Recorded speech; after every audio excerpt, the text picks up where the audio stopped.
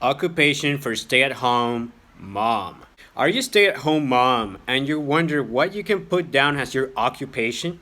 Watch this video till the end and you'll know what occupation to say you have, and we'll also cover some occupations you could get into in order to make an extra buck on the side. If you want to find and nurture your ideal occupation, vocation, or hobby, subscribe to this channel and hit the notification bell below.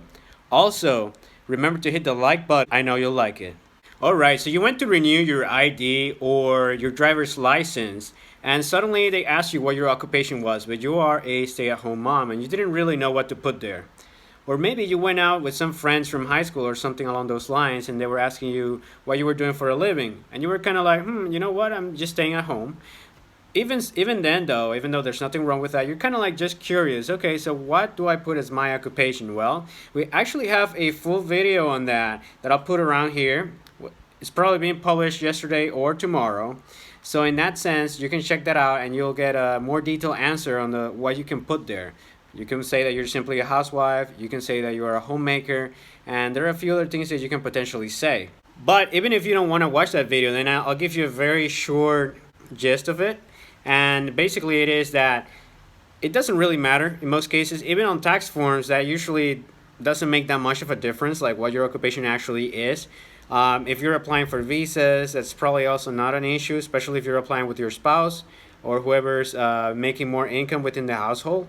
And that's simply what it is. Whether it's a visa, whether it's applying for an ID, a driver's license, or anything along those lines, it's probably not so much of a big deal. At the end of the day, the governments recognize that what you do is really important. If you're a stay-at-home mom, basically you are raising your kids, which, just think about it this way. If you hire a nanny or you hire someone or some childcare services, in most developed countries, those services are not cheap. So think about it. You could be making that amount of money taking care for someone else's kids, but because you're taking care of your own kids, you're not necessarily getting paid monetarily, but that could be the value of the services that you are providing. So just take pride in what you do for a living and say, yep, I am a stay-at-home mom, I am a housemaker, or I am a housewife. And that implies a lot. It implies you could be doing all kinds of non-traded services like cleaning the house, taking childcare, which, as I mentioned, is very expensive. It's a very high value thing to do. Potentially cooking. Many other things are necessary to run a profitable, a strong household. So at the end of the day, that's something that's very well recognized by most government agencies. And again, this, like I said in that video, this is not legal advice. If it's something that's super, super important, that's very costly, that can have a lot of repercussions, you might want to look into it and see, okay, what are the instructions for the form that I'm filling out if it's something very important. But in most cases, it's really not going to make a big difference. So just take pride in who you are and go forward with it. Now, before you click out, if you're interested in seeing what are some potential jobs that you could do as a stay-at-home mom that won't require you to get out of your home and that can potentially help you make some extra cash, that's what the rest of this video is going to be about. So stay put. Comment below if you're a proud stay-at-home mom or you know one yourself. So now let's go into the next part of this video, which is about making extra money from home, something that a lot of moms, especially when they stay at home, like to do. So most of these tend to be just freelance jobs that you can potentially get on job sites like freelance.com, Upwork, all those things, Fiverr.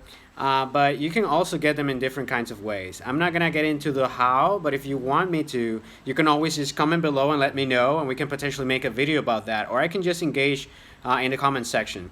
So what we're going to go over is just a few of them. I'm going to give you a few pointers on what exactly it is that people do. And if one of them resonates with you, you can always just search them online or just comment in the comment section and maybe we can help you out a little bit, okay?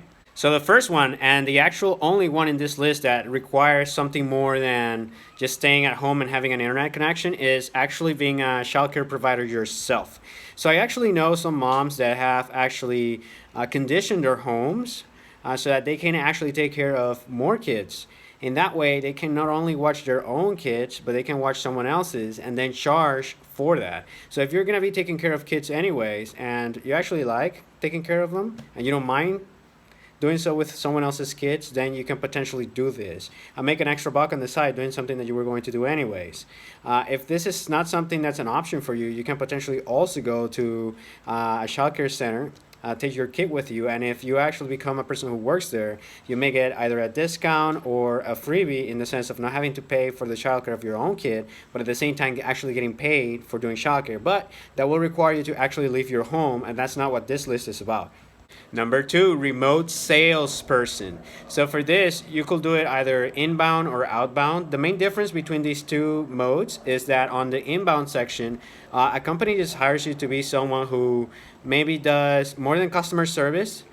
You can actually sell to people on the phone. So for example, I know actually a friend of mine used to work for, let's say, AT&T and some of the cost centers there, and basically you take calls, you can do a little bit of customer service, but in some roles you're actually expected to offer things to people if they fall within a certain category of people who come in with a problem that you know you have a solution for. You can just sell that to them, and then you make a sale on that. You probably make an hourly salary plus a low hourly salary with some commissions on that, or you can potentially be maybe an appointment setter, someone who calls a list of potential customers and then sees if they're interested in having an appointment with another salesperson or another product expert. And this is more of the outbound style of doing it. Either way, you don't really need much experience in some cases. If you go into an entry-level position, that will most likely be of the outbound category of like, okay, I just call random people and I set up appointments for them. Or you can be someone who gains a little bit more experience and then has a little bit more of the, oh yeah, I can have people coming to me kind of role in sales. And then as you move up the ladder, you get better, you can get more commissions, and you can ask more for the hourly, or potentially even get a salary depending on the type of company you're going for. So that would be pretty neat, right? Like having a salary, but being able to stay at home as well. And if sales is something that you're not afraid of, and by the way, very good salespeople tell me that women are all the rage when it comes to making sales happen. So if that's something that interests you, check it out. Number three, graphic designer. I'm not going to stay here for long. Basically, as a graphic designer, you have to create all of the visuals of, let's say, a product packaging, a brochure, a web page, anything that's visual and that goes along with the copywriting, which is basically the words that are in an advertisement or something like that. You can work with any of that. You can focus on the type of project that you do, or you can focus on the type of style that you produce or the type of campaigns you do that for. With that said, again, this is not an area I'm a super big expert on. If you're interested in that and you're super creative in the visual arts, then this might be something that you could be interested in. The next one is a way to make money from home. You don't need any kind of experience, but it's really time consuming and doesn't produce that much money. But if you only look for something that's repetitive, something that's easy, it doesn't require too much experience, then surveys, filling out surveys might be a really good way of doing it. So all you have to do is go online and search for surveys that people want you to fill out. If you're within a demographic or the kind of person who might want to purchase that product, they're gonna let you in and they're gonna say, hey, okay, like, we want you to fill out these surveys because that's actually research for the companies that are producing those products so they can improve those products. So basically you're doing them a favor, and that's why they pay you. Again, the pay is very little because it doesn't require much in terms of qualifications, but this might be something that you might want to look into. The next one is virtual assistant. You could be an assistant, secretary, help with managerial tasks, help with other kinds of very specific tasks, like, I don't know, maybe you are transcribing, maybe you are writing for something online, maybe you are doing something very specific, or you might be someone who's just helping with the agenda, helping with the calendar, and that's what a virtual assistant does. The definition can be very broad, but it really depends on what the person who's hiring you, what's the job that they want you to do, and whether or not you're willing and capable of doing that job, right? So that's something that you could look into. Again, there are different kinds. There are virtual assistants that are personal, other virtual assistants that are more for business, ones that are for very specific type of tasks, like I just mentioned. And that's something that you might want to look into. Again, you can find job sites for those in freelancer websites like the Upworks of the world and all those.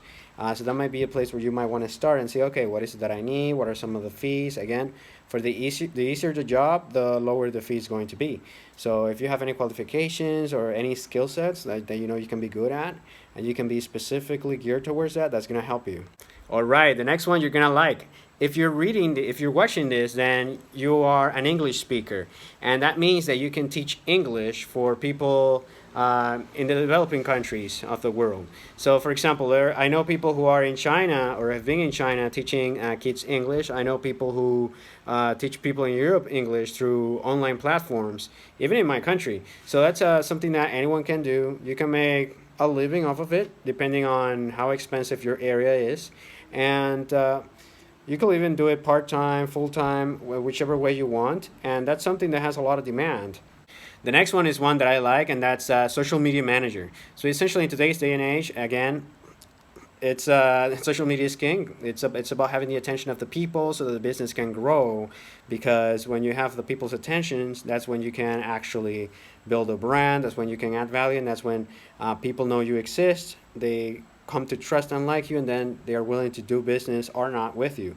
So in order to do that, you have to maintain a good, solid, ongoing social media presence. And when you have so many social media and so many different ways of dealing with the algorithms of each of the platforms, and so many ways of like having to engage with your audience, building a community, this is something that you might like to do if you're a marketer, or if you like relationships, especially online, if you like texting, messaging, posting content, and doing things. And if you're willing to do that for someone else, then being a social media manager is something you can easily do. I know I have a friend who was working at a company, and he negotiated to make an extra $2,000 per month to start managing the accounts, the social media accounts of that company. And at the end of the day, it wasn't that tall of an order, because the company itself wasn't doing anything to begin with.